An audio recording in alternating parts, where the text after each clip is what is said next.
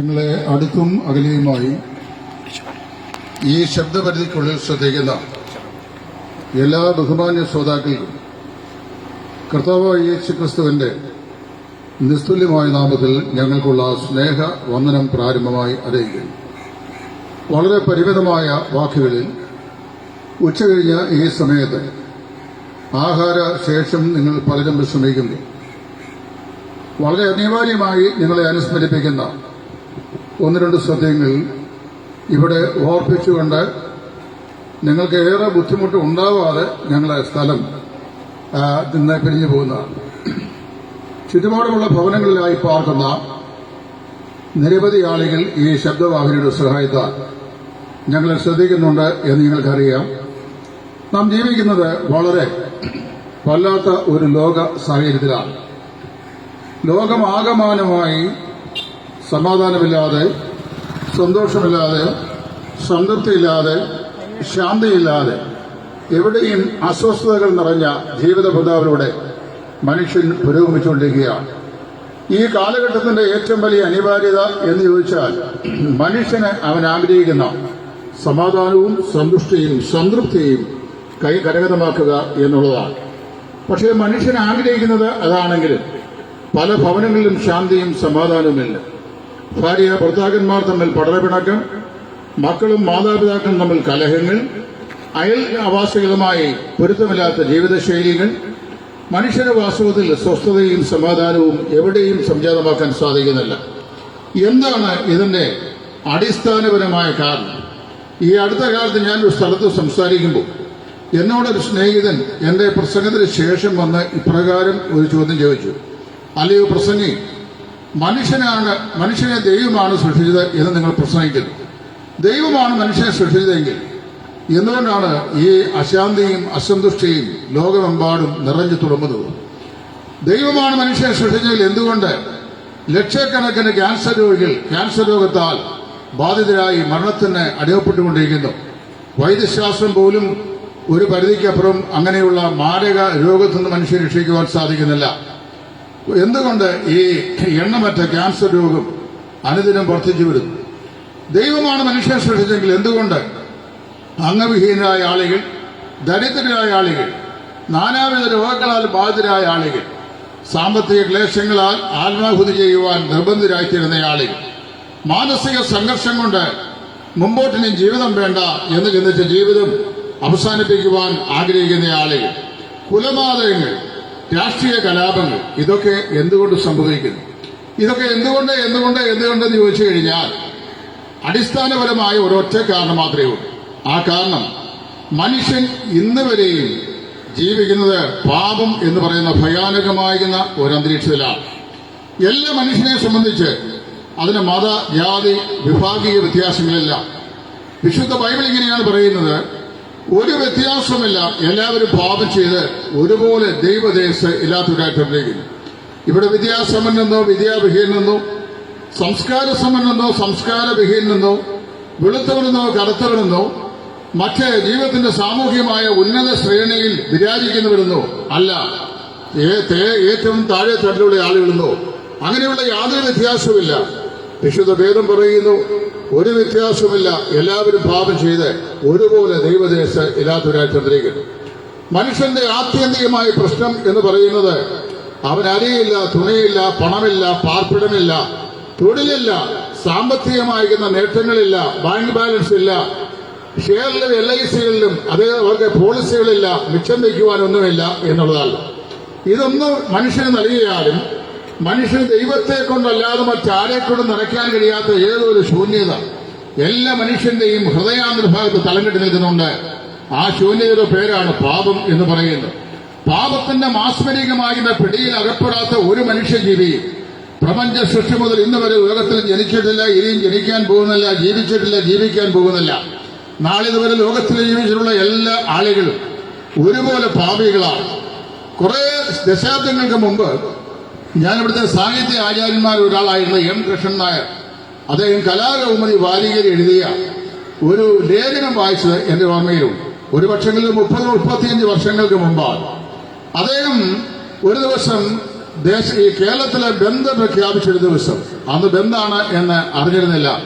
താൻ തന്റെ വാഹനം എടുത്ത് തിരുവനന്തപുരത്തേക്ക് യാത്രയായി. തിരുവനന്തപുരം അദ്ദേഹം സെൻട്രൽ ജംഗ്ഷനിൽ വന്നു. അവിടെ വന്നു കഴിഞ്ഞപ്പോൾ അവിടെ ഓട്ടോറിക്ഷ തൊഴിലാളികൾ ആരും റോഡിലില്ല. അങ്ങനെ നോക്കി അധികം ആളുകളെ കണ്ടില്ല, ടാക്സികളില്ല. തെരുവീതി ഏതാണ്ട് ശൂന്യമായ നിലയിൽ. പരതി എന്താണ് സംഭവിച്ചത്? അദ്ദേഹത്തോട് പറഞ്ഞു, അങ്ങ് മാത്രം അറിഞ്ഞില്ലേ, ഇന്ന് ബന്ദാണ്, ദേശീയ ബന്ദാണ്, അതുകൊണ്ട് ആളുകളെല്ലാം വീട്ടിൽ കഴിയുകയാണ്, ആരും തെരുവീതിയിൽ ഇറങ്ങിയിട്ടില്ല, അതാണ്. അപ്പോഴാണ് അദ്ദേഹത്തിന് ഒന്ന് മനസ്സിലായത്. അങ്ങനെ നോക്കിയപ്പോൾ ഒരു ഉപദേശി, ഒരു പ്രായമുള്ള മനുഷ്യൻ അവിടെ ഒരു തളമരത്തിന്റെ ചുവടിൽ നിന്നുകൊണ്ട് അദ്ദേഹം സുവിശേഷം പ്രസംഗിക്കുകയാണ്. തന്റെ പ്രസംഗം കേൾക്കുവാൻ ഒരു മനുഷ്യൻ പോലും അവിടെയില്ല.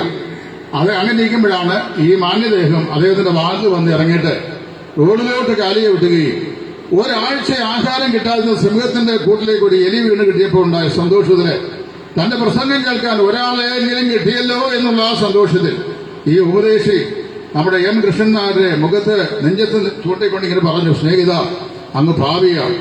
വാസ്തവത്തില് അദ്ദേഹം പറഞ്ഞെങ്ങനെയാണ്, ഞാൻ ചുറ്റും പലതും നോക്കി ആരെങ്കിലും ഇദ്ദേഹം വിളിച്ച് പറയുന്നത് കേട്ടോ എന്നറിഞ്ഞിട്ട് ഞാൻ വേഗത്തിൽ എന്റെ വണ്ടി സ്റ്റാർട്ട് ചെയ്ത് അവിടുന്ന് സ്ഥലം വിട്ടുവെന്നാണ്. ആധുനിക മനുഷ്യന്റെ ഏറ്റവും വലിയ പ്രശ്നം എന്താണെന്നറിയാമോ? മനുഷ്യൻ പാപിയാണെന്ന് പറയുന്നതാണ് ഏറ്റവും വലിയ പാപമെന്നാണ് മനുഷ്യൻ ചെയ്യുന്നത്. അല്ല, അവൻ പാപിയാണെന്ന് സമ്മതിക്കുന്നതല്ല. മദ്യം കഴിക്കുന്നത് പാപമാണ് എന്ന് പറഞ്ഞാൽ അത് പാപം. അതുപോലെ കൊല ചെയ്യുന്നത് പാപമെന്ന് പറഞ്ഞു കഴിഞ്ഞാൽ അത് പാപം. വ്യഭിചാരം ചെയ്യുന്നത് പാപമെന്ന് പറഞ്ഞാൽ അത് പാപം. അടിപിടി കൂടുന്നത് പാപമെന്ന് പറഞ്ഞാൽ അത് പാപം. മനുഷ്യൻ തിന്മയായി എണ്ണുന്ന ഏതൊരു കാര്യത്തെയും അത് അങ്ങനെയാണ് എന്ന് വിളിച്ചു പറഞ്ഞാൽ അതാണ് പാപമെന്നാണ് മനുഷ്യൻ വിലയിരുന്നത്. എന്താണ് വാസ്തവത്തിൽ മനുഷ്യന്റെ ആത്യന്തികമായ പ്രശ്നം? അവന് സമാധാനമില്ല, സന്തോഷമില്ല, സംതൃപ്തിയില്ല, സന്തുഷ്ടിയില്ല, ആശ്വാസമില്ല, അവന്റെ ജീവിതത്തിന് പ്രത്യാശയില്ല. അവൻ വാസ്തവത്തില് എവിടേക്ക് പോകുന്നു എന്നറിയാൻ വയ്യാത്ത നൈരാശ്യത്തിൽ ഏത് മനുഷ്യനും മുമ്പോട്ട് നീക്കൊണ്ടിരിക്കുകയാണ്. ഞാനിത് പറയുമ്പോൾ നിങ്ങൾ ശ്രദ്ധിക്കണം. ഇവിടുത്തെ ഏറ്റവും ധനാഢ്യനായ ഒരു മനുഷ്യൻ, വിദ്യാസമ്പന്നനായ മനുഷ്യൻ, അങ്ങനെയുള്ള മനുഷ്യന്റെയും മുഖത്തേക്ക് നിങ്ങൾ സൂക്ഷിച്ചു നോക്കൂ. നിങ്ങൾക്ക് തെളിവായി അദ്ദേഹത്തിന്റെ മുഖത്ത് എവിടെയോ എന്തിന്റെ ഒരു കുറവ് നമുക്ക് ദർശിക്കാനായിട്ട് സാധിക്കും. ഇതെന്താണെന്ന് ചോദിച്ചു കഴിഞ്ഞു കഴിഞ്ഞാൽ, ഏത് മനുഷ്യന്റെയും ഹൃദയത്തിൽ ഒരു ശൂന്യതാബോധമുണ്ട്. ഏത് മനുഷ്യന്റെയും ജീവിതത്തെ ഭരിക്കുന്നത് പാപമാണ്. വിശുദ്ധ വേദപുസ്തകം അതുകൊണ്ടാണ് പറഞ്ഞത്, ഒരു വ്യത്യാസമില്ല, എല്ലാവരും പാപം ചെയ്ത് ഒരുപോലെ ദൈവദേശത്ത് ഇല്ലാത്തവരാക്കി വരിക്കുന്നവർ. അങ്ങനെയുള്ള പാപിയായ മനുഷ്യന് അവന്റെ അടിസ്ഥാനപരമായ പാപപ്രശ്നത്തിന് പരിഹാരം ഉണ്ടാകുന്നതുവരെ അവൻ ആഗ്രഹിക്കുന്ന സമാധാനവും സന്തോഷവും അവനൊരിക്കലും ലഭിക്കുകയില്ല. ഇവിടെയാണ് മതങ്ങളുടെ ചിന്ത ആവിർഭവിച്ചത്. അതായത് മനുഷ്യനവൻ ആഗ്രഹിക്കുന്ന ശാന്തിയും സമാധാനവും എങ്ങനെ കൊടുക്കാൻ കഴിയും എന്ന് മനുഷ്യ മസ്തിഷ്കത്തിൽ മനുഷ്യൻ മന്നം ചെയ്തപ്പോൾ ഉണ്ടായതാണ് നാനാവിധമായ മതങ്ങൾ. അതായത് ആശയങ്ങൾ, അഭിപ്രായങ്ങൾ. മനുഷ്യനെങ്ങനെ ദൈവത്തിലേക്ക് മടങ്ങി വരാൻ കഴിയും? മനുഷ്യനെങ്ങനെ അവന്റെ പാപപ്രശ്നത്തെ പരിഹാരം കണ്ടെത്താൻ കഴിയും? മനുഷ്യനെങ്ങനെ അവരുടെ ഹൃദയത്തിന് ശാന്തി ലഭിക്കാനായിട്ട് കഴിയും? അതിനുള്ള മാർഗം എന്താ? അങ്ങനെ വന്നപ്പോൾ ഓരോരുത്തരും അവരവരുടെ ആശയങ്ങളുമായി രംഗത്ത് വന്നു. അങ്ങനെ ഇവിടെ ധാരാളം മതങ്ങളുണ്ടായി. ഞങ്ങൾ പ്രസംഗിക്കുന്ന ക്രൈസ്തവ മതത്തെക്കുറിച്ചല്ല. ക്രൈസ്തവ മതം എന്നൊരു മതമില്ല. അങ്ങനെ മതം ഇവിടെ ഉണ്ടെന്ന് നിങ്ങൾ ചിന്തിച്ചു കഴിഞ്ഞാൽ അത് യേശു ക്രിസ്തു തന്റെ അനിമഷ സ്ത്രീകന്മാരും സ്ഥാപിച്ചതല്ല. ക്രൈസ്തവ മതത്തിൽ ഞങ്ങൾ വിശ്വസിക്കുന്നില്ല. ക്രിസ്തു ക്രൈസ്തവ മതത്തിന്റെ സ്ഥാപകനല്ല, മറിച്ച് ക്രൈസ്തവം ഒരു ആശയമാണ്. വെറുമൊരു ആശയമല്ല, ജീവിതത്തിന്റെ അന്വർത്ഥമായ വഴികളിലേക്ക് മനുഷ്യനെ ആനയിക്കുന്ന അർത്ഥസമ്പുഷ്ടമായിരുന്ന സന്ദേശം. അതാണ് സുവിശേഷം എന്ന് പറയുന്നത്. ആ സുവിശേഷത്തിലൂടെ മാത്രമേ അശ്രാന്തിയുള്ള മനുഷ്യന്റെ ജീവിതത്തിന് ശാന്തി മടക്കി കിട്ടുവാൻ സാധിക്കുകയുള്ളൂ എന്ന് വിശുദ്ധ വേദപുസ്തകം പറയുന്നു. പാപിയായ മനുഷ്യൻ പാപത്തിന്റെ പരിണിതഫലമായ മരണത്തിന് വിധേയപ്പെട്ടിരിക്കുകയാണ്. ഞങ്ങൾ ഇതിന് തൊട്ടടുത്ത് 2 വീടിന്റെ അപ്പുറത്ത് ഈ മൈക്ക് സിസ്റ്റം വെച്ചപ്പോൾ ഒരു സ്നേഹിതമെന്ന് പറഞ്ഞു, സമീപഭവനത്തിൽ മരണം സംഭവിച്ചിട്ടുണ്ട്. മരിച്ച ആളുകളുള്ള ബഹുമാനപ്രകാരം ആ ഭവനത്തിൽ ബഹുമാനപ്രകാരം അപ്പം കൊണ്ട് പുറകോട്ട് മാറി ഞങ്ങൾ ഇവിടെ നിൽക്കുകയാണ്. മരണം പാപത്തിന്റെ ആത്യന്തികമായ ഫലമാണ്. മനുഷ്യൻ എന്തുകൊണ്ട് മരിക്കുന്നു എന്ന് ചോദിച്ചു കഴിഞ്ഞാൽ ഒരൊറ്റ ഉത്തരം മാത്രമേ ഉള്ളൂ. നിങ്ങൾ ശാസ്ത്രത്തോട് ചോദിക്കൂ, ശാസ്ത്രം പറയും പ്രകൃതി കണ്ട ഏറ്റവും വലിയ വികൃതിയാണ് മരണം. അതിനപ്പുറത്തൊന്നും ഞങ്ങൾക്കറിയാൻ വയ്യ. ഒരിക്കൽ ജനിച്ചാൽ മരിക്കണം. ജീവനുള്ള എന്തിനും ഒരു പര്യവസാനമുണ്ട്. അത് സസ്യാദികൾക്കായാലും ജീവജാലങ്ങൾക്കായാലും മനുഷ്യനായാലും ഒരിക്കൽ ജനിച്ചോ നിശ്ചയമായും ഒരു പര്യവസാനമുണ്ട്. പ്രകൃതിയുടെ വികൃതി എന്നതിനെ പറയാം. നിങ്ങൾ ശാസ്ത്രത്തിന് അത്രേ പറയാൻ കഴിയുള്ളൂ. മതങ്ങളോട് ചോദിക്കൂ, മതങ്ങളെ എന്തുകൊണ്ട് മനുഷ്യൻ മരിക്കുന്നു? മതങ്ങൾ പറയും അത് മതങ്ങൾ മൗനം പാലിക്കും. ഞങ്ങൾക്കറിയാൻ വയ്യ മനുഷ്യൻ എന്തുകൊണ്ട് മരിക്കുന്നു എന്ന്. പ്രകൃതി എന്ന് ശാസ്ത്രം മരണത്തെ വിധിയെഴുതുമ്പോൾ ഞങ്ങൾക്ക് അറിയാൻ വയ്യ എന്ന് പറഞ്ഞ് ഈ മതങ്ങൾ മരണമെന്ന സമസ്യയുടെ മുമ്പാകെ മൗനം പാലിക്കുമ്പോൾ ലോകത്തിൽ മരണത്തിന്റെ ആദിയായ കാരണം, അടിസ്ഥാനമായ കാരണം ലോകത്തോട് പരസ്യമായി പ്രഖ്യാപിക്കുന്ന ഒരേ ഒരു ഗ്രന്ഥമേ ഉള്ളൂ. ആ ഗ്രന്ഥമാണ് വിശുദ്ധ ബൈബിൾ. ബൈബിൾ പറയുന്നു മനുഷ്യൻ പാപിയാണ്. വിശുദ്ധ വേദപുസ്തകത്തിലെ എബ്രായ ലേഖനം അതിന്റെ 9-ാം അധ്യായം 27-ാം വാക്യത്തിൽ അപ്പോസ്തലനായ പൗലോസ് ഇങ്ങനെ പറയുക, ഒരിക്കൽ മരിക്കുകയും പിന്നെ ന്യായവിധിയും ദൈവം മനുഷ്യർക്കായി നിയമിച്ചിരിക്കുന്നു. എന്നെ കേൾക്കുന്ന ബഹുമാന്യ ശ്രോതാക്കളെ, വളരെ വേഗത്തിൽ വളരെ ചുരുക്കമായി ഞങ്ങൾ ഓർപ്പിക്കട്ടെ. ഞാൻ നിങ്ങളും ഒരിക്കൽ ഈ ലോകത്തിൽ ജനിച്ചു. നാം ഇപ്പോൾ ഇവിടെ ജീവിച്ചുകൊണ്ടിരിക്കുകയാണ്. നാളെയുടെ നാളുകളിൽ എത്ര നാഴികയിൽ നാം ഇവിടെ ജീവിക്കും, എത്ര നാളുകളിൽ ജീവിക്കും, എത്ര കാലത്തേക്ക് ഇവിടെ ജീവിക്കും, ഇതൊന്നും പറയുവാൻ എനിക്ക് നിങ്ങൾക്ക് സാധിക്കുകയില്ല. നമ്മുടെ വീടുകളിലെ അടുക്കളയിൽ നമ്മൾ ഉപയോഗിക്കുന്ന മിക്സി, അതുപോലെയുള്ള ഇലക്ട്രിക് യന്ത്ര സംവിധാനങ്ങൾ, ടെലിവിഷൻ, മറ്റ് അത്യന്താധുനികമാകുന്ന സാങ്കേതിക ഉപകരണങ്ങൾ, ഇതൊക്കെ മാനുഫാക്ചർ ചെയ്യുന്ന നിരവധി കമ്പനികൾ നമ്മുടെ രാജ്യത്തും. വിദേശ രാജ്യങ്ങളിൽ ജോലി ചെയ്യുന്ന ആളുകൾ അവിടുന്ന് വില കൂടിയ സാധനങ്ങൾ ഇങ്ങോട്ട് കൊണ്ടുവരാറുണ്ട്. ഇവിടെ തന്നെ നമുക്ക് ധാരാളം ഇലക്ട്രോണിക് മാധ്യമങ്ങളുണ്ട്. ഈ സാധന സ്വാമികൾ പടച്ചുവിടുന്ന കമ്പനികൾ അതിന്റെ റീപ്ലേസ്മെന്റ് വാറണ്ടിയായി ഒരു വാറണ്ടി കാർഡും കൂടെ ഈ സാധനം പർച്ചേസ് ചെയ്യുമ്പോൾ അതിനകത്ത് വെച്ചിരിക്കും. ഇത്ര വർഷത്തേക്ക് അല്ലെങ്കിൽ ഇത്ര മാസങ്ങളിലേക്ക് ഈ പ്രൊഡക്റ്റ് ഏത് മാനുഫാക്ചറിംഗ് ഡിഫക്റ്റിനെതിരെയും ഞങ്ങൾ ഗ്യാരണ്ടി ചെയ്യുന്നു എന്ന് പറഞ്ഞാൽ ഞങ്ങൾ ഉറപ്പു നൽകുന്നു, ഞങ്ങൾ നിങ്ങൾക്ക് പുതിയ ഒരു സാധനം തരാം. മാനുഫാക്ചറിംഗ് തകരാറ് മുഖാന്തരം ഇത് കേടായി പോകുന്നു എങ്കിൽ ആ സാധനം നമ്മൾ വാങ്ങി 6 മാസം കഴിയുമ്പോൾ അത് പ്രവർത്തനരഹിതമായി കഴിഞ്ഞാൽ, പ്രസ്തുത കമ്പനിയുടെ വാങ്ങിയ ഡീലർ പോയിൽ നമ്മൾ കൊണ്ടു കൊടുത്തു കഴിഞ്ഞാൽ, നമ്മുടെ അവിടുത്തെ വാറണ്ടി കാർഡ് സമർപ്പിച്ചു കഴിഞ്ഞാൽ ആ സാധനം നമുക്ക് നിശ്ചയമായും കമ്പനി അവരുടെ ചെലവിൽ മാറിത്തരികയോ റിപ്പയർ ചെയ്തോ തരുന്നതാണ്. എന്നാൽ ഒരു കാര്യം മനസ്സിലാക്കണം, ഈ വലിയ നൂതനമാകുന്ന സാങ്കേതിക ഉപകരണങ്ങൾ സൃഷ്ടിച്ചുവിടുന്ന മനുഷ്യന്റെ ജീവിതത്തിന് യാതൊരു ഗ്യാരണ്ടിയില്ല. വേദപുസ്തകം ഇങ്ങനെയാണ് പറയുന്നത്, ഇന്ന് കാണുന്ന മനുഷ്യനെ നാളെ കാണുന്നില്ല. മനുഷ്യന്റെ ജീവിതം എത്ര ക്ഷണഭംഗരവും എത്ര നിസ്സാരവുമാകും. അങ്ങനെ നൈമിഷികമായ ജീവിതത്തിനായി ഈ ലോകത്തിൽ ജീവിക്കുന്ന മനുഷ്യൻ അവന്റെ നാളെയുടെ നാളുകളെക്കുറിച്ച് തികച്ചും അനിശ്ചിതത്വത്തിന്റെ ഓളങ്ങളിൽ അവനിങ്ങനെ അമ്പരപ്പോട് മുമ്പോട്ട് പൊയ്ക്കൊണ്ടിരിക്കുമ്പോൾ വിശുദ്ധ ബൈബിൾ പറയുന്നു, ഒരു ദിവസം അവൻ നിശ്ചയമായും മരിക്കും. മരണം ആർക്കും ഇഷ്ടമുള്ളൊരു സമജ്ഞയല്ല. എങ്ങനെ ഞാനും നിങ്ങൾ ഒരു ദിവസം മരണത്തിന്റെ തണുത്ത് വിറച്ച കരങ്ങളുടെ പിടിയിൽ അമർത്തപ്പെടുകയും ഏതെങ്കിലും ഒരു വാഹനത്തിലൂടെ മരണത്തിലൂടെ നാം ഈ ലോകത്ത് നിന്ന് മാറ്റപ്പെടുകയും ചെയ്യും. അങ്ങനെ ഈ ലോകത്ത് നിന്ന് മാറ്റപ്പെട്ടു കഴിഞ്ഞാൽ നാം ചിന്തിക്കുന്ന ഇവിടം കൊണ്ട് ഇതെല്ലാം അവസാനിക്കുമെന്നാണ്. പണ്ടൊരു പാട്ടുകാരൻ പറഞ്ഞ പോലെ, ഇവിടെ തന്നെ സ്വർഗവും നരകവും, ഇവിടെ തന്നെ ഇത് രണ്ടും കണ്ടിട്ടുള്ളവരല്ലേ തെണ്ടികൾ നമ്മൾ. പണ്ടിന്റെ ബാല്യകാലത്ത് നമ്മുടെ ഇവിടുത്തെ പെട്ടിക്കടയിൽ നിന്ന് ഈ ബോക്സ് വഴി പലപ്പോഴും പ്ലേ ചെയ്ത് കേട്ടുള്ളൊരു പാട്ടാണ്. നിങ്ങളൊക്കെ കേട്ടിട്ടുണ്ടാവും അല്ലേ? ഇവിടെ തന്നെ സ്വർഗവും നരകവും, ഇവിടെ തന്നെ ഇത് രണ്ടും കണ്ടിട്ടുള്ളവരല്ലേ തെണ്ടികൾ നമ്മൾ. പ്രിയ സ്നേഹിതരെ, ഈ മനുഷ്യ ജീവിതം ഇവിടെ കൊണ്ട് പര്യവസാനിക്കുന്നില്ല. മനുഷ്യരിൽ അനന്തമായ ഒരാത്മശ്രദ്ധയുണ്ട്. ആ ആത്മശ്രദ്ധയെക്കുറിച്ച് വേദപുസ്തകം മാത്രമല്ല, ഈശ്വര വിശ്വാസത്തിൽ അധിഷ്ഠിതമായ എല്ലാ മതസംഹിതകളും ആ വലിയ സത്യം പഠിപ്പിക്കുന്നുണ്ട്. ഒരിക്കൽ മഹാകവി ഇങ്ങനെ പാടി, ആഴ്വഞ്ചേരി തമ്പ്രാക്കളിലുണ്ട്, അയ്യൻപുലയിലുണ്ട്, ആദിത്യയിലുണ്ട്, അണുക്രമിയിലുണ്ട് അതിൻ പരിസ്മരണം എന്ന് പറഞ്ഞു കഴിഞ്ഞാൽ, ആഴ്വഞ്ചേരി തമ്പ്രാക്കൾക്കും അയ്യൻപുലയനും ഏറ്റവും ഉന്നതനായ ആളുകളും ഏറ്റവും താഴമെന്ന് ചിന്തിക്കുന്നവനും സമൂഹത്തിലെ വിദ്യാസമ്പന്നും വിദ്യാവിഹീനും സംസ്കാരസമ്പന്നം സംസ്കാരവിഹീനും സമ്പന്നനും ദരിദ്രനും ജീവിതത്തിലെ ഏത് തുറകൽപ്പെട്ട മനുഷ്യനും അമൂല്യമായിരുന്ന ഒരാത്മാവും. അതുകൊണ്ടാണ് വിശുദ്ധ മർക്കോസിന്റെ സുവിശേഷം 6-ാം അധ്യായത്തിൽ നമ്മുടെ വാഴ്ത്തപ്പെട്ട കർത്താവായ യേശു ഭൂമിയിലായിരുന്നപ്പോൾ ഇപ്രകാരം തന്റെ പ്രസംഗം കേൾക്കുവാൻ വന്ന പുരുഷാരത്തോട് തന്നെ ചോദിച്ചു, ഒരു മനുഷ്യൻ സർവ്വലോകവും നേടുകയും തന്റെ ആത്മാവിനെ നഷ്ടമാക്കുകയും ചെയ്താൽ അവന് എന്ത് പ്രയോജനം? അല്ല, മനുഷ്യന്റെ ആത്മാവിനെ വീണ്ടെടുക്കുവാൻ അവൻ എന്ത് വീണ്ടെടുപ്പ് വില കൊടുക്കേണ്ടതായി വരും? പ്രിയമുള്ളവരെ, ഒരു മനുഷ്യന്റെ ആത്മാവെന്ന് പറയുന്ന അത്ര അമൂല്യമായ ഒന്നാണ്. സർവ്വ പ്രപഞ്ചത്തെക്കാൾ വലുതാണ് മനുഷ്യന്റെ ആത്മാവ്. മനുഷ്യാത്മാവ് പാപത്താൽ മലീമസമാക്കപ്പെട്ടിരിക്കുകയാണ്. മനുഷ്യൻ ദൈവം സൃഷ്ടിച്ച മനുഷ്യന്റെ ആത്മാവ് അത് പാപത്തിന്റെ പിടിയിലമർത്തപ്പെട്ട് പാപത്താൽ മലീമസമാക്കപ്പെട്ടതുകൊണ്ടാണ് ഞാൻ ഈ സംഭാഷണത്തിന്റെ പ്രാരംഭ സമയത്ത് ഓർപ്പിച്ച സകല ശാസ്ത്രാന്തിയും സകല അസ്വസ്ഥതയും മനുഷ്യ മനസ്സുകളെ ഉഴുതുമറിക്കുന്നതിന്റെ അതിപ്രധാനമായ കാരണം.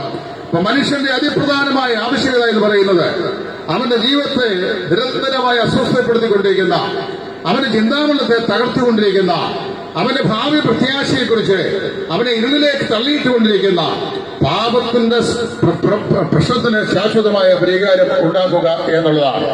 അതാണ് യേശുക്രിസ്തു ചോദിച്ചത്. ഒരു മനുഷ്യൻ സർവ്വലോകവും നേടുകയും അവന്റെ ആത്മാവിനെ നഷ്ടമാക്കുകയും ചെയ്താൽ അവന് എന്ത് പ്രയോജനം? പ്രിയ സ്നേഹിതരെ, മനുഷ്യന്റെ ആത്മാവ് പാപത്താൽ മലിനമാക്കപ്പെട്ടിരിക്കുന്നു. ആത്മാവ് കുടികൊള്ളുന്നത് ഈ ശരീരത്തിലാണ്. ആ പാപത്താൽ മലിനമാക്കപ്പെട്ട ഈ ആത്മാവ് സ്ഥിതി ചെയ്യുന്ന ഈ ശരീരവും പാപമയമാണ്. ആ പാപമുള്ള ശരീരത്തെ നിയന്ത്രിക്കുന്ന മനസ്സും പാപമയമാണ്. ചുരുക്കം പറഞ്ഞു കഴിഞ്ഞാൽ മനുഷ്യന്റെ ദേഹവും ദേഹിയും ആത്മാവും ഒരുപോലെ ദൈവദൃഷ്ടിയിൽ പാപത്താൽ മലിനമാക്കപ്പെട്ടിരിക്കുന്നു. അങ്ങനെ പാപത്തിന്റെ ഇരുളിമയിലേക്ക് തകർന്നുപോയ ഒരു ജീവിതത്തിലാണ് മനുഷ്യൻ ജീവിക്കുന്നത്. അതുതന്നെയാണ് അവന്റെ അടിസ്ഥാനപരമായ പ്രശ്നം. അങ്ങനെയുള്ള ഈ മനുഷ്യൻ പാപത്തിൽ ജനിച്ച് പാപത്തിൽ ജീവിച്ച് പാപത്തിൽ മരിച്ചുപോയാൽ വിശുദ്ധ ബൈബിൾ പറയുകയാണ്, ഒരിക്കൽ മരിക്കുകയും പിന്നെ ന്യായവിധിയും ദൈവം മനുഷ്യർക്കായി നിയമിച്ചിരിക്കുന്നു. അപ്പൊ ഞാനും നിങ്ങൾ ഈ ലോകം വിട്ട് മരിച്ച് മാറ്റപ്പെട്ടാൽ ഇവിടം കൊണ്ട് ജീവിതം പര്യവസാനിക്കുകയല്ല. ഇതിന്റെ അപ്പുറത്തേക്ക് നീണ്ടു നിൽക്കുന്ന ഒരാത്മലോകമുണ്ട്, ഒരാത്മജീവിതമുണ്ട്. മനുഷ്യ ശരീരത്തെ വേണ്ടി ആത്മാവ് ബഹിർഗമിച്ചു കഴിഞ്ഞാൽ അത് നമ്മുടെ ഇവിടുത്തെ മതസംഹിതകൾ വിളിച്ചു പറയുന്ന പോലെ പഞ്ചഭൂത നിർമ്മിതമായി ശരീരം പഞ്ചഭൂതങ്ങളിലേക്ക് ലയിച്ചമരുകയും ആത്മാവ് അനശ്വരതയിലേക്ക് പറന്നുപോയി മറ്റ് ജന്മാന്തര ജന്മങ്ങളിൽ കൂടി അത് രൂപാന്തരപ്പെട്ട് പിന്നീട് ജീവാത്മാവ് പരബ്രഹ്മത്തിൽ ലയിച്ചമർന്ന് നിത്യബ്രഹ്മത്വത്തെ പുൽകും എന്നാണ്. അതൊക്കെയാണ് ഇവിടുത്തെ ആർഷഭാരതത്തിലെ ഹൈന്ദവ തത്വശാസ്ത്രം പഠിപ്പിക്കുന്ന മഹത്തായ സാരോപദേശികൾ. എന്നാൽ അങ്ങനെയല്ല. ഞാൻ വിശുദ്ധ ബൈബിൾ പറഞ്ഞു നോക്കിയപ്പോൾ മനസ്സിലാക്കിയ സത്യം, എല്ലാ മനുഷ്യനും അവന്റേതായ ഒരു സ്വതന്ത്രമായ ഒരാത്മാവും. ഈ ആത്മാവ് മരണസമയത്ത് ശരീരത്തെ വിട്ട് വേർപെട്ടാൽ അതിവിടെയെങ്കിലും അലഞ്ഞുള്ളിൽ നടക്കുകയില്ല. അങ്ങനെയാണെങ്കിൽ ഇവിടെയെങ്കിലും നമുക്ക് ഇറങ്ങി നടക്കാൻ രാത്രിയും പകൽ സാധിക്കുകയില്ല. മനുഷ്യന്റെ ആത്മാവ് ഒരു ശരീരത്തെ വിട്ട് വിരമിച്ചു കഴിഞ്ഞാൽ അവനെ സൃഷ്ടിച്ച സൃഷ്ടാവിലേക്ക് പോകും എന്നാണ് ബൈബിൾ പറയുന്നത്. വിശ്വം ഭരിച്ച ഏറ്റവും ജ്ഞാനിയായ ശലോമോൻ അദ്ദേഹം വിളിച്ചു പറയുന്നു, മനുഷ്യൻ മരിച്ചാൽ അവന്റെ ആത്മാവ് അവന്റെ സൃഷ്ടാവിലേക്ക് മടങ്ങിപ്പോകും. സൃഷ്ടിതാവ് 2 സ്ഥലങ്ങൾ മനുഷ്യാത്മാവിന്റെ നിവാസത്തിനായി മരണാനന്തരമുള്ളത് ക്രമീകരിച്ചിട്ടുണ്ട്. ഒന്നിന്റെ പേരാണ് നിത്യനരകം, മറ്റേതാണ് നിത്യമായ സമാധാനം, അതായത് സ്വർഗം. നിത്യനരകവും നിത്യസ്വർഗവും മനുഷ്യന്റെ സാങ്കല്പിക ചിന്തയിലെ 2 അനുമാനങ്ങളല്ല, മറിച്ച് 2 യഥാർത്ഥ സ്ഥലങ്ങളാണ്. ഇത് പറഞ്ഞത് നമ്മുടെ കർത്താവായ യേശുക്രിസ്തുവാണ്. മരണത്തിന്റെ അപ്പുറത്ത് മനുഷ്യരുടെ ജീവിതമുണ്ടെന്ന് തെളിയിക്കുവാൻ വിശുദ്ധ ലൂക്കോസിന്റെ സുവിശേഷം 16-ാം അധ്യായത്തിൽ ധനവാന്റെയും ലാസറിന്റെയും ജീവിതകഥ നമ്മുടെ കർത്താവ് അവതരിപ്പിച്ചപ്പോൾ വാസ്തവത്തിൽ മനുഷ്യന്റെ ജീവിതം ഇവിടം കൊണ്ട് പര്യവസാനിക്കുന്നില്ല. ഇതിന്റെ അപ്പുറത്തേക്ക് നീണ്ടു നിൽക്കുന്ന മഹത്തരമായ ഒരു ജീവിതം മനുഷ്യനുണ്ട് എന്ന് യേശുക്രിസ്തുവിനെ പഠിപ്പിച്ചു. വിശുദ്ധ വേദപുസ്തകത്തിന്റെ താളുകൾ പഠിച്ചു നോക്കിയാൽ അവിടെയെല്ലാം മനുഷ്യന്റെ ജീവിതം മരണത്തിന് അപ്പുറത്തേക്ക് നീണ്ടു നിൽക്കുന്നതായി അസംഖ്യം വേദവാക്യങ്ങൾ നമുക്ക് കാണാൻ കഴിയുന്നുണ്ട്. ഇത് കേവലം വേദപുസ്തകം മാത്രം പറയുന്ന യാഥാർത്ഥ്യമല്ല. ഈശ്വര വിശ്വാസത്തിൽ അധിഷ്ഠിതമായ മിക്ക മതങ്ങളും, പ്രത്യേകിച്ച് യഹൂദ മതവും ഇസ്ലാമിക മതവും ക്രൈസ്തവ വിശ്വാസവും എല്ലാം ഊന്നി ഉറപ്പിച്ചു പറയുന്ന ഒരു യാഥാർത്ഥ്യം, മനുഷ്യന് മരിച്ചാൽ അവിടം കൊണ്ടവരുടെ ജീവിതം അവസാനിക്കുന്നില്ല, അതിന്റെ അപ്പുറത്തേക്ക് അവരുടെ ജീവിതമുണ്ട് എന്നാണ്. എന്നാൽ ഇവിടുത്തെ ഏറ്റവും പ്രതിപാദനമായ വിഷയം, ഒരു പാപിയായ മനുഷ്യൻ മരിച്ചാൽ അവൻ എങ്ങോട്ട് പോകുന്നു, എന്ത് സംഭവിക്കുന്നു, അതാണ്. വിശുദ്ധ ബൈബിൾ പറയുന്നു, പാപിയായ ഒരു മനുഷ്യൻ പാപിയായി ജനിച്ച് പാപിയായി ജീവിച്ച് പാപിയായി മരിച്ചാൽ അവൻ എത്തിച്ചേരുന്നത് ഭയാനകമായ പാതാളത്തിലാണ്. നമ്മുടെ നാട്ടിലെ പഴഞ്ചലുണ്ട്, ഞങ്ങൾ തെക്കൻ തിരുവിതാംകൂറുകാരാണ്. ഞങ്ങളുടെ നാട്ടിലെ പഴഞ്ചലുണ്ട്, പാപി ചെല്ലുന്ന ഇടയെല്ലാം പാതാളം. അങ്ങനെ സാധാരണ ആൾ പറയുന്നത് പൊതുവെ പറയുന്ന വാക്കാണ്. പാപി ചെല്ലുന്നതിലൊക്കെ പാതാളം എന്ന് പറഞ്ഞാൽ പാപി എവിടെ ചെന്നാലും അവന് പ്രശ്നമാണെന്നതിന്റെ അർത്ഥം. അപ്പൊ മനുഷ്യൻ മരിച്ചു കഴിഞ്ഞാൽ അവന്റെ ആത്മാവ് ചെന്നെത്തിക്കുന്ന സ്ഥലത്തിന്റെ പേരാണ് പാതാളം, അല്ലെങ്കിൽ യാതനാ സ്ഥലം, അല്ലെങ്കിൽ നരകം. മറുവശത്ത് പാപത്തിന് പരിഹാരം വരുത്തി പാപശാന്തി പ്രാപിച്ച് ഈ ലോകത്തിൽ ജീവിച്ച് മരിക്കുന്ന ഒരാൾ മരിച്ചു കഴിഞ്ഞാൽ അവന്റെ ആത്മാവ് എത്തിക്കുന്ന സ്ഥലമാണ് നിത്യമായ വിശ്രാമ സ്ഥലം. അതിനെ പർദീസ് എന്ന വേദപുസ്തകം പറയുന്നു. ബഹുമാന്യ ശ്രോതാക്കളെ, ഞാൻ പറയട്ടെ, മനുഷ്യന്റെ ആത്മീയമായ പ്രശ്നം പാപമാണ് മനുഷ്യനെ അലോസരപ്പെടുത്തുന്നത്. പാപപ്രശ്നമാണ് അവനെ മതിച്ചുകൊണ്ടിരിക്കുന്നത്. അതിനാണ് വാസ്തവത്തിൽ ഏറ്റവും വലിയ പരിഹാരം ഉണ്ടാകേണ്ടത്. പ്രസംഗങ്ങളുടെ പ്രഭുവായ ഡോക്ടർ ബില്ലി ഗ്രഹാം ഒരിക്കൽ ഇപ്രകാരം അമേരിക്കയിലെ പ്രശസ്തമായ ഒരു കൺവെൻഷൻ വേദിയിൽ വിളിച്ചു പറഞ്ഞു, മനുഷ്യന്റെ ആത്യന്തികമായ പ്രശ്നം അവന്റെ പാപത്തിന്റെ പ്രശ്നമാണ്, ഹൃദയത്തിന്റെ പ്രശ്നമാണ്. പാപത്തിന്റെ പ്രശ്നം, അതായത് ഹൃദയത്തിന്റെ പ്രശ്നത്തിന് ശാശ്വതമായ പരിഹാരം പറ്റിക്കഴിയുമ്പോൾ മനുഷ്യന്റെ പ്രശ്നത്തിന് ശാശ്വതമായ പരിഹാരം നേടിക്കഴിഞ്ഞു. അതോടുകൂടെ ലോകത്തിന്റെ പ്രശ്നത്തിന് പരിഹാരമായി. ഇന്ന് ഇസ്രായേൽ ഗാസ യുദ്ധം അത് കൊടുമ്പരി കൊണ്ട് 1.5 വർഷക്കാലമായി അരങ്ങേറിക്കൊണ്ടിരിക്കുകയാണ്. ഗാസ മുഴുവൻ ഇടിച്ചെടുത്തിക്കൊണ്ടിരിക്കുകയാണ്. ജനലക്ഷങ്ങൾ മരിച്ചു മാറ്റപ്പെട്ടുകൊണ്ടിരിക്കുകയാണ്. ഓരോ ദിവസവും രക്തച്ചൊരിച്ചിലിന്റെ കഥകളാണ് വർത്തമാന പത്രങ്ങൾ, വാർത്താമാധ്യമങ്ങൾ ഇത് മുഖാന്തരമായി ഞാൻ നിങ്ങൾ കേട്ടുകൊണ്ടിരിക്കുന്നത്. റഷ്യ ഉക്രൈൻ യുദ്ധം ആരംഭിച്ചിട്ട് വർഷങ്ങൾ എത്രയായി? ഇതിനിടയ്ക്ക് എത്രയോ സമാധാന സന്ധികൾ അമേരിക്കൻ ഐക്യനാടുകളിൽ യൂറോപ്യൻ രാഷ്ട്രീയ നേതാക്കന്മാരുടെ സാന്നിധ്യത്തിൽ അരങ്ങേറിയുണ്ടായി. ഒന്നും ഫലപ്രാപ്തി കാണുന്നില്ല. ഇതിന്റെയൊക്കെ കാരണം എന്താണ്? മനുഷ്യൻ ഭാവിയാണ് എന്നുള്ളതാണ്. പ്രിയമുള്ളവരെ, ഞാൻ ഓർപ്പിക്കട്ടെ, ഇങ്ങനെ ഭാവിയായി ജീവിക്കുന്ന മനുഷ്യൻ ഭാവിയായി മരിച്ചു കഴിഞ്ഞാൽ നിത്യമായ നരകാഗ്നിയിലേക്ക് അവൻ തള്ളപ്പെടും. അവനെ രക്ഷപ്പെടുത്തുവാൻ ആർക്കും സാധിക്കത്തില്ല. എന്നാൽ വിശുദ്ധ ബൈബിൾ പ്രകാരം പറയുന്നു, മനുഷ്യന്റെ പാപ പ്രശ്നത്തിന് ശാശ്വതമായ പരിഹാരം വരുത്തുവാനാണ് ദൈവം അവന്റെ രക്ഷാമാർഗം ഒരുക്കിയത്. എന്താണ് രക്ഷാമാർഗം? ആ രക്ഷാമാർഗത്തിന്റെ പേരാണ് സുവിശേഷം. അത് കേവലം ഒരു സന്ദേശമല്ല, അത് ഒരു ലൗകിക രക്ഷകനെ ലോകത്തിന് ചൂണ്ടിക്കാണിക്കുന്ന ആ സന്ദേശമാണ്. ആരാണ് ഈ ലൗകിക രക്ഷകൻ? വിശുദ്ധ ബൈബിൾ പറയുന്നു, 2000 വർഷങ്ങൾക്ക് മുമ്പ് യുഗങ്ങളായി ഭാവിയായ മനുഷ്യൻ പാപത്തിന്റെ അഗാധതയിൽ കിടന്നുകൊണ്ട് തന്റെ പാപത്തിന്റെ പരിഹാരാർത്ഥം സ്വർഗത്തിലെ ദൈവത്തോട് നിലവിളിയുടെ ഫലമായി സ്വർഗത്തിലെ ദൈവം മനുഷ്യൻ നൽകിയ മനുഷ്യന്റെ പ്രാർത്ഥനയുടെ മറുപടിയാണ് ലോകരക്ഷകനായ കർത്താവായ യേശുക്രിസ്തു. ആ യേശുക്രിസ്തുവിനെ ദൈവം സാക്ഷാൽ മനുഷ്യവേഷം കൊണ്ട് 2000 വർഷങ്ങൾക്ക് മുമ്പ് ഈ ഭൂമിയിൽ മനുഷ്യനായി അവതരിച്ച് 33 തിരുവേശ്വര ഭൂമിയിൽ നമ്മളൊരുവനെ പോലെ ജീവിച്ച് പാപമൊഴിയ സകലത്തിലും നമുക്ക് തുല്യമായി പരീക്ഷിക്കുന്നതിനായി തന്നെ പരക്കെ വിമർശിച്ച പരീക്ഷപക്ഷത്തിന്റെ നെഞ്ചിനു നേരെ വിരൽ ചൂണ്ടിക്കൊണ്ട് നിങ്ങളിൽ ആർക്കെന്നെ പാപത്തെക്കുറിച്ച് ബോധം വരുത്തുവാൻ കഴിയും എന്ന് ആവർത്തിച്ച് ചോദിച്ചുകൊണ്ട് പാപരഹിതനെന്ന് സമസ്ത ജനകൂടികളാലും സാക്ഷ്യം പ്രാപിച്ച് 33 തിരുവയസ്സിന്റെ അന്ത്യത്തിൽ മരക്കുരിശന്മേൽ 2 കള്ളന്മാരുടെ നടുവിൽ എന്റെയും നിങ്ങളുടെയും അല്ല സർവ്വലോകത്തിന്റെയും പാപത്തിന്റെ ശാശ്വത പരിഹാരത്തിനായി ദൈവത്തിന്റെ കുഞ്ഞാട് എന്ന നിലയിൽ യേശുക്രിസ്തു ക്രൂശിന്മേൽ യാഗമായി ഭവിച്ചു. ആ യേശുക്രിസ്തു മനുഷ്യവർഗത്തിന്റെ മുഴുവൻ പാപത്തിന്റെ ശാപവും അവന്റെ മേൽ ചുമന്നുകൊണ്ട് വിശുദ്ധ വേദവചനം പറയുന്നത് കണ്ടാലും ലോകത്തിന്റെ പാപം ചുമന്നൊഴിക്കുന്ന ദൈവത്തിന്റെ കുഞ്ഞാട് എന്ന് ദൈവത്തിന്റെ വചനം പ്രഖ്യാപിക്കുന്ന പോലെ കാൽവരിലെ കൊലക്കളത്തിലേക്ക് കയറിപ്പോയി ഉറച്ച നിലവിളോടുകൂടി നമുക്ക് വേണ്ടി പ്രാണനെ വെടിഞ്ഞ് ക്രൂശന്മേൽ അവിടുന്ന് മരിച്ചു. അരിമത്തിയിലെ യോസേഫിന്റെ കല്ലറയിൽ അവനെ സംസ്കരിച്ചു. എന്നാൽ 3-ാം ദിവസം മരണഭാഷകളെ അറുത്തുമാൻ ആ കല്ലറയുടെ വാതിക്കൽ ഉരുട്ടി വെച്ചിരുന്ന ഭാര്യമേലെ കല്ല് ഉരുട്ടി നീക്കി തന്നെ പൊതിഞ്ഞ ശീലകൾ ശരീരത്തെ മാറ്റിക്കൊണ്ട് കർത്താവായ യേശു മരിച്ചവന്റെ ആദ്യനായി ഉയർത്തെഴുന്നേറ്റു. അവിടെ നിന്ന് സ്വർഗത്തിൽ ജീവിക്കുകയാണ്. ഈ കർത്താവായ യേശു ക്രിസ്തുവിന്റെ മരണ അടക്ക പുനരുത്ഥാന പുനരാഗമന സന്ദേശം ലോകത്തിലെ സമസ്ത ജനകോടികളെയും അറിയിച്ചു. കർത്താവായ യേശു ക്രിസ്തുവിന്റെ പാപപരിഹാര ബലിയിലൂടെ മാനവജാതിക്ക് ലഭിക്കുന്ന പാപമോചനത്തെ കുറിച്ചുള്ള പ്രഖ്യാപനം അത് അറിയിക്കാനാണ് ഞങ്ങളും ഈ സ്ഥലത്ത് വന്നത്.